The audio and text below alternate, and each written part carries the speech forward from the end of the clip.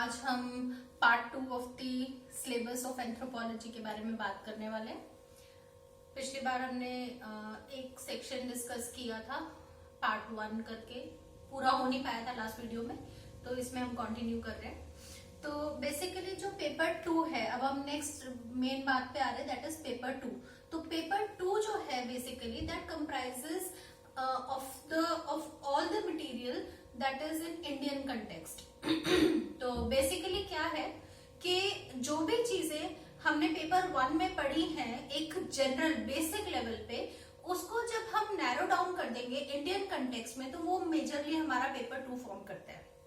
अब हम इसको सीक्वेंशली अगर चले तो पेपर 2 में फर्स्ट सबसे पहले शुरू होता है, मेन हम बात कर रहे हैं इंडियन कंटेक्स्ट।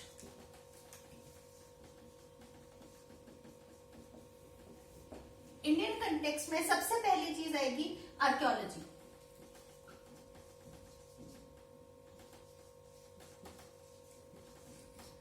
आर्कियोलॉजी जो है ये आपका पेपर 2 सेक्शन 1.1, 1.2 इसमें इंक्लूड हो जाएगा। इसमें आपकी प्री हिस्ट्री, प्रोटो हिस्ट्री दोनों इंक्लूड होती है। आप इसको डिटेल में पढ़ेंगे। आपने मेजरली हिस्ट्री के बुक्स में पढ़ा भी हुआ है पर हम उससे भी और थोड़ा ज्यादा और डिटेल में जाते हैं इसमें। नेक्स्ट आता है हमारा जो सेकेंड पॉइंट है, that is the development of the discipline, या हम बोल देते हैं evolution, evolution of discipline. Discipline का इवोल्यूशन इंडियन कंटेक्स्ट में कैसे हुआ है? आपके 18th, 19th, 20th सेंचुरी में आपके ब्रिटिशर्स का और जो जर्मन ऑस्ट्रियंस रहे उनका इंडियन कंटेक्स्ट में क्या इन्फ्लुएंस रहा, क्या कंट्रीब्यूशन रहा, और फिर उसके बाद जब हमारे इंडियन एंथ्रोपोलॉजिस्ट कह लीजिए फ्लरिश कर रहे थे, हमारा डिसिप्लिन फ्लरिश कर रहा था, तो उनका क्या कंट्रीब्यूशन है, वो हमारा इसका ये डेवलपमेंटल वाला पार्ट आता है। And this comprises section 4। Next हम बात करते हैं जो एक बहुत जो हमने प्रीवियस पेपर 1 के कंटेक्स्ट में पढ़ा है, उसी को जब हम नैरो डाउन कर देंगे इंडियन कंटेक्स्ट में, तो आ जाता है हमारा स्टडी ऑफ कल्चर, सोसाइटी। इसके बाद आप आ जाइए मैरिज, फैमिली,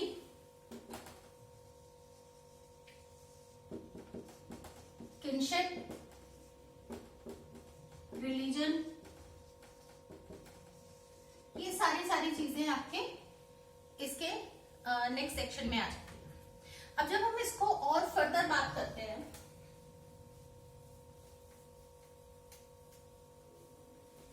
जब हम फर्दर चल रहे हैं सोसाइटी के ऊपर, सोसाइटी, तो सोसाइटी जो है ये सबसे पहले जब हम बात करेंगे इंडियन सोसाइटी, तो हम मेजरली उसको हिंदू सोसाइटी मान के चलते हैं। जो एक बाय डिफॉल्ट हमने इस पेपर के अकॉर्डिंगली मानना है कि जब भी बात हो रही है इंडियन सोसाइटी, इंडियन कल्चर, तो हम बात कर रहे हैं हमारा हिंदू कल्चर। इसमें आ गया आपका कास्ट सिस्टम आ जाएगा। कास्ट सिस्टम की बात करेंगे, ये आपका आ जाता है सेक्शन 3.1 से 3.3। इसके बाद हम बात करते हैं रिलीजन, जो हमारा मैंने जैसे अभी बताया कि डिफॉल्ट रिलीजन हिंदू रिलीजन रहेगा। जब भी हम इंडियन सोसाइटी की बात कर रहे हैं तो हम हिंदू कंटेक्स्ट में बात कर रहे हैं, हिंदू रिलीजन में, तो हम इसको एक स्टैंडर्ड मान लेते हैं हिंदू रिलीजन को और अदर रिलीजन्स। ये मैं आपकी अंडरस्टैंडिंग के लिए सिंप्लीफाई करके आपको बता रही हूँ, ऐसा कहीं पे भी दूसरी जगह नहीं लिखा हुआ है बुक में, सिलेबस में। तो Hindu religion and other religions, और इन हिंदू रिलीजन का दूसरे रिलीजन्स पे क्या इफेक्ट है और दूसरे रिलीजन्स का हिंदू रिलीजन पे क्या इफेक्ट है, वाइस वर्सा, ये दोनों चीजें आ जाती हैं। ये आपका आता है सेक्शन 8.1।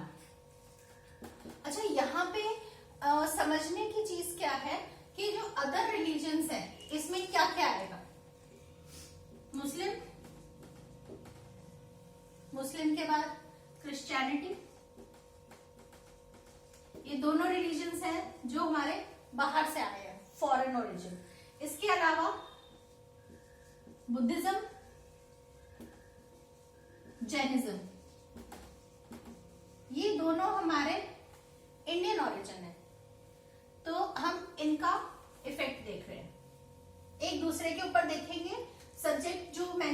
है वो कहता है कि बाकी रिलीजन्स का, हिंदू रिलीजन का बाकी रिलीजन्स पे क्या फर्क है, पर हम इसको वाइस वर्सा भी देखते हैं।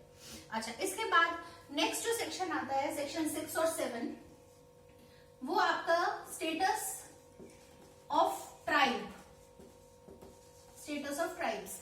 एक्चुअली जब हम एंथ्रोपोलॉजी पढ़ते हैं तो जो इनिशियली जो बात हुई थी, जब एंथ्रोपोलॉजी एज अ सब्जेक्ट अपने आप में अपनी आइडेंटिटी बना रहा था, तो उस समय बात ये हो रही थी कि जो it is what is anthropology, it is the study of tribes या प्रिमिटिव कल्चर। हालांकि अब हम ये वर्ड्स नहीं यूज करते हैं, इन वर्ड्स को अब यूज करना हम लोगों ने काइंड ऑफ खत्म कर दिया है, बिकॉज आज के टाइम में, आज के अगर हम डिसिप्लिन को देख के चलते हैं तो ये वर्ड्स कहीं ना कहीं ऑफेंसिव माने जाते हैं। तो इसलिए हम जो बात कर रहे हैं, हम बता रहे हैं कि study of tribes initially anthropology का बेसिस, क्रक्स फॉर्म करता था, लेकिन आज ऐसा नहीं है। आज it is a study of different cultures, societies, everything, सब कुछ इंक्लूड करता है। तो status of tribe and impact of Hindu, Muslim, Christian, Buddhism and so forth, इन सब रिलीजन्स का क्या इम्पैक्ट आया है ट्राइबल पॉपुलेशन के ऊपर, वो ये आपका दोनों सेक्शन 6 और 7 में कवर होता है।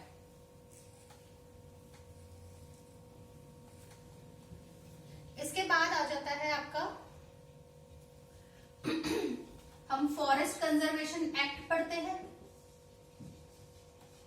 ये भी हमारे सिलेबस का एक बहुत मेजर पोर्शन है, हालांकि कई बार हम इसको ओवरलुक कर जाते हैं, पर ये एक्ट ना सिर्फ 2006 का जो अभी रिसेंटली आया, ना सिर्फ 2006 का एक्ट जो कि जिसको कि हम बोलते हैं, क्या बोलते हैं, कोई बता सकता है? ठीक है। फिर इसके अलावा जो नेक्स्ट आपका आता है that is government policies. Government की क्या पॉलिसीज हैं, क्या कॉन्स्टिट्यूशनल सेफगार्ड्स हैं,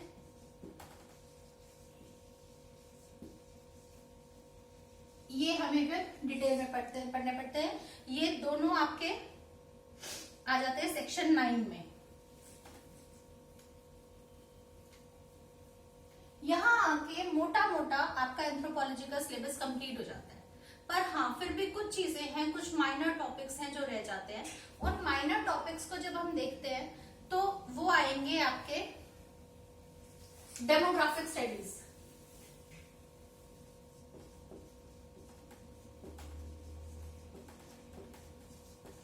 ये आपके जब आप सिलेबस उठाएंगे अपना, तो ये आपके पेपर 1 में लिखा होगा, पेपर 1 सेक्शन आपका 9.5 आई थिंक 9.7 से शुरू हो जाता है। 9.7 में आएगा, 9.8 में आएगा इकोलॉजिकल एंथ्रोपोलॉजी, एपिडेमियोलॉजिकल एंथ्रोपोलॉजी,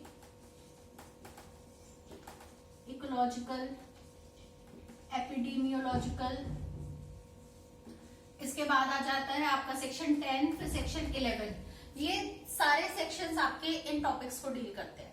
इसके बाद जो आपका नेक्स्ट आता है दैट इज अप्लाइड एंथ्रोपोलॉजी। ये भी पेपर 1 का टॉपिक है, पेपर 1 सेक्शन 12, पेपर 1 सेक्शन 12। ये अप्लाइड एंथ्रोपोलॉजी की बात करता है।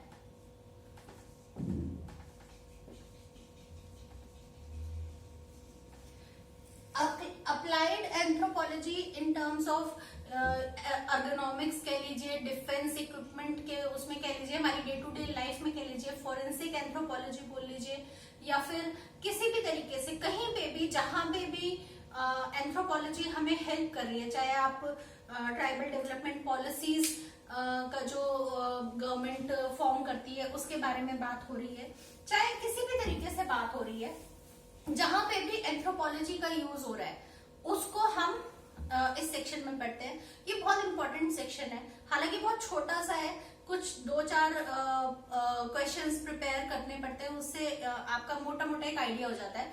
बट डेफिनेटली आपको अपना पर्सपेक्टिव इसमें ब्रॉड रखना पड़ेगा। आपको अपने you should keep your ears and eyes open. जो कुछ भी आसपास हो रहा है आप उसको कैसे रिलेट सकते हैं, अपने डे टू डे हैपनिंग्स को, करंट अफेयर्स को, वो सब इसमें आ जाता है. So this is what completes the syllabus of anthropology.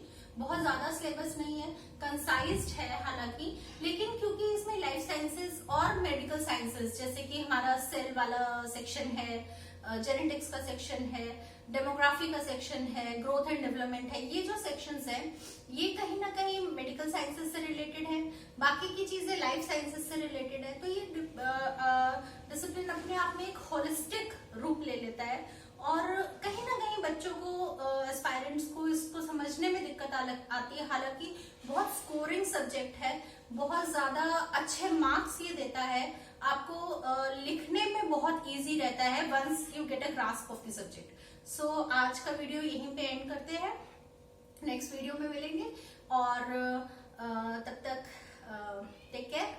Okay, bye bye.